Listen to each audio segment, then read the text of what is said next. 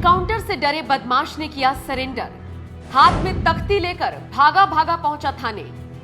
बोला, योगी जी मुझे माफ करना, गलती मारे से हो गई। उत्तर प्रदेश के मुख्यमंत्री योगी आदित्यनाथ की सरकार में अपराधियों की जिंदगी पूरी तरह से बर्बाद हो चुकी है। आलम यह है कि अपराधी या तो अपराध छोड़ रहे हैं या फिर यूपी। अतीक अहमद और मुख्तार अंसारी जैसे बाहुबलियों पर भी यूपी पुलिस नकेल कस रही है।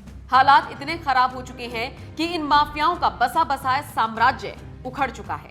हाल ही में प्रयागराज में हुए उमेश पाल मर्डर केस में अतीक और उसके पूरे परिवार पर गाज गिरी हुई है। अतीक और उसके गुर्गों के खिलाफ ताबड़तोड़ एक्शन लिया जा रहा है। इसी कड़ी में यूपी में बैक टू बैक एनकाउंटर हो रही है। इन एनकाउंटरों को देख अतीक अहमद खौफ के साए में है।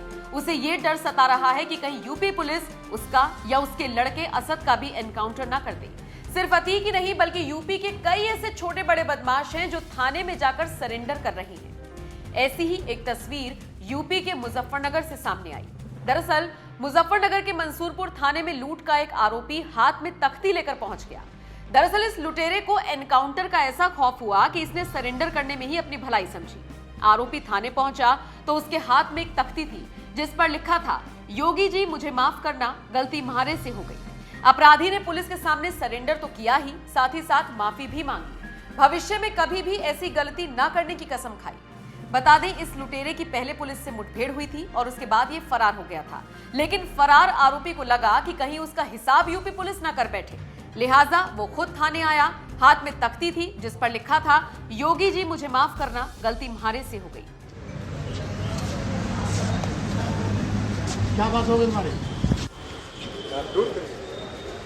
क्या कर दिया? ओहो, उनको राजा ऑटो लेकर आए।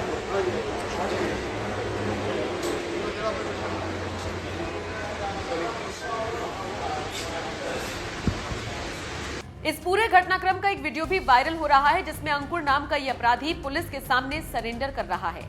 वैसे यूपी के किसी थाने में पहुंचकर अपराधी का यूं सरेंडर करना कोई नई बात नहीं। ये योगी का खौफ ही है कि अपराधी अपनी जान बचाने के लिए इस तरह का रास्ता अपना रहे हैं। बहरहाल अब आपका इस खबर पर क्या कहना है, कमेंट करके अपनी राय हमें जरूर।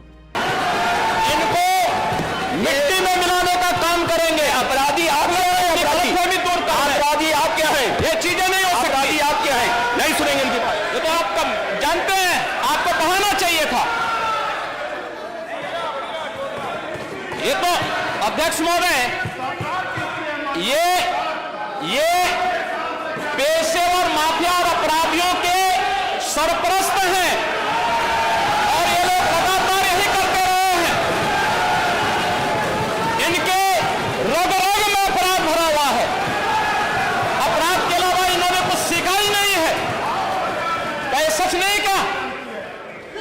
पूरा प्रदेश इस बात को जानता है और आज ये लोग अपनी साफ गोई की सफाई देने के लिए यहाँ पर आए हैं। आप अपने स्थान पर चले, मुख्यमंत्री जी अपनी बात कह रहे हैं, आपको भी अवसर मिलेगा, आप अपनी बात कहिएगा। सच नहीं है वो आप जो भी बात आपने कहने आप कहिएगा। अभी मुख्यमंत्री जी बोल रहे हैं, आपने जो बात कहनी है अपनी बात कहिएगा।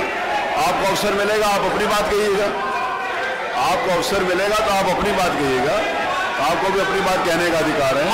आप अपनी बात कहिएगा जब आपको अवसर मिलेगा। अभी सुनिए, अगर आपको लगता है कि कोई बात गलत है तो आप अपनी बात कहिएगा। आपको अपनी बात कहने का अधिकार है। ने कल यह कृत्य किया है वह माफिया उत्तर प्रदेश के बाहर है और वह माफिया समाजवादी पार्टी के सहयोग से ही बार बार एमएलए और एमपी बना है।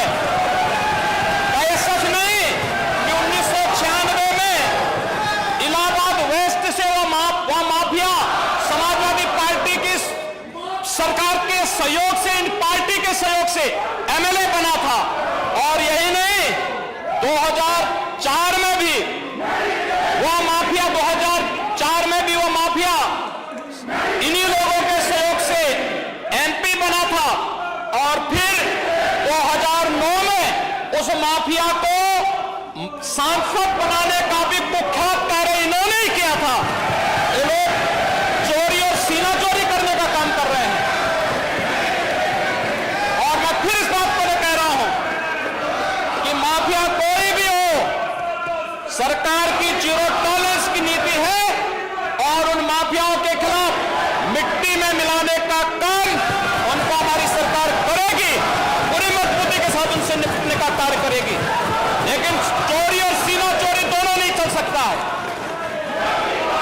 सुनिए जो बात कह रहे हैं। अगर आप जो बात कही जा रही है उसको सुनिए, आप अपना जवाब दीजिए कि आपने सांसद बनाया था कि नहीं बनाया था, विधायक बनाया था कि नहीं बनाया था, आप तय करिए अपनी बात। जो माननीय मुख्यमंत्री जी कह रहे हैं आप अपनी बात का जवाब दीजिए, आपको अवसर मिलेगा, आप अपनी बात का जवाब दीजिएगा। उत्तर प्रदेश के बारे में उत्तर प्रदेश का जो परसेप्शन बना था, क्या उसमें कोई परिवर्तन ही नहीं आया? पिछले 6 वर्ष के अंदर कोई परिवर्तन ही नहीं देखने को मिला। लेकिन स्वीकार करने का की हिम्मत नहीं है और उन योजनाओं के बारे में उसको नकारने की एक जो आदत है, उस नकारने की इस आदत ने आज उत्तर प्रदेश को किस स्थिति में पहुंचाया है महोदय, ये किसी से छुपा हुआ नहीं है। और हम इस बारे में जानते हैं कि उत्तर प्रदेश आज जिन योजनाओं में नंबर 1 पर है, खाद्यान्न उत्पादन में आज उत्तर प्रदेश पूरे देश के अंदर नंबर 1 पर है। और मैं तो कहता हूं, बार बार कहता हूं कि उत्तर प्रदेश प्रकृति और परमात्मा की अपार कृपा का राज्य है, अपार कृपा का राज्य है।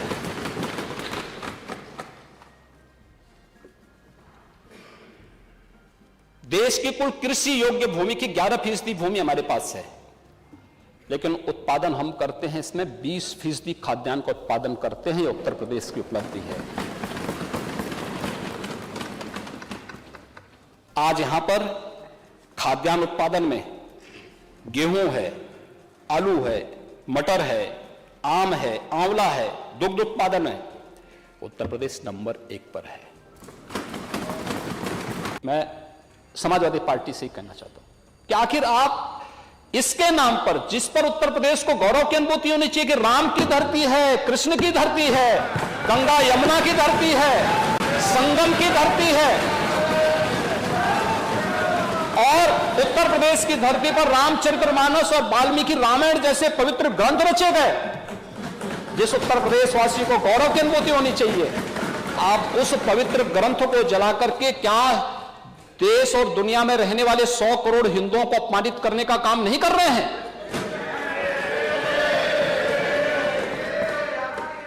और इस प्रकार की अराजकता को कैसे कोई स्वीकार कर सकता है? कैसे कोई स्वीकार कर सकता है? और इसलिए महोदय मुझे तो केवल एक पंक्ति याद आती है, जाके प्रभु दारुण दिखती ना ताकि मती विरासत में तो नहीं मिली थी, लेकिन जो बचा कुचा था वो भी स्वाहा।